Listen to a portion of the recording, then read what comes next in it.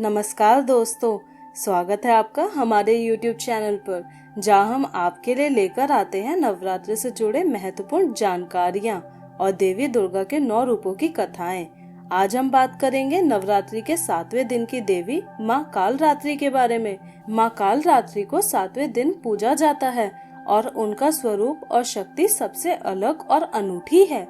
तो इस वीडियो को अंत तक जरूर देखें, क्योंकि हम आपको बताएंगे माँ कालरात्रि की कथा और उनकी पूजा विधि के बारे में और उनके उपासकों को कौन कौन से लाभ प्राप्त हो सकते हैं। माँ कालरात्रि का रूप भयानक जरूर है, लेकिन वह असीम शक्ति और करुणा की देवी हैं। उनका काला वर्ण, बिखरे हुए बाल, 3 नेत्र और चमकती हुए विद्युत जैसी माला उनके दिव्य और उग्र रूप को दर्शाते हैं।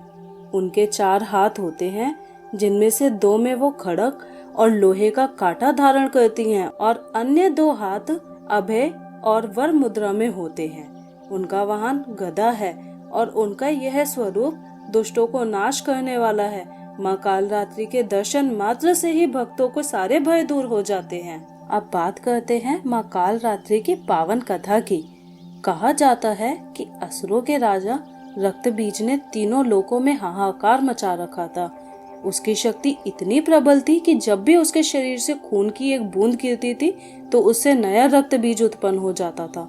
देवता इस संकट से परेशान हो गए थे और कोई उपाय नहीं सूझ रहा था।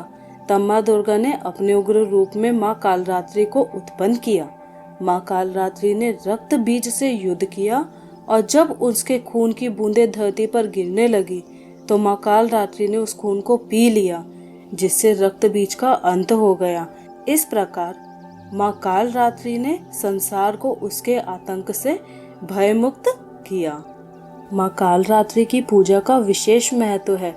यह पूजा भक्तों के जीवन में सभी प्रकार के भय, बाधा, शत्रु और नकारात्मक ऊर्जा को समाप्त करती है।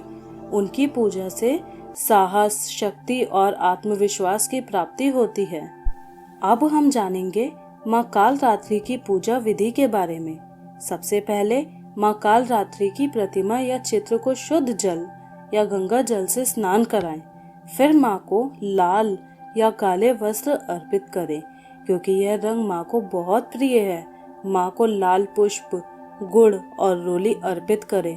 गुड़ का भोग विशेष रूप से शुभ माना जाता है।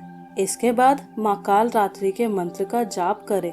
ओम हैं क्रीम कली कालित्राय नमः।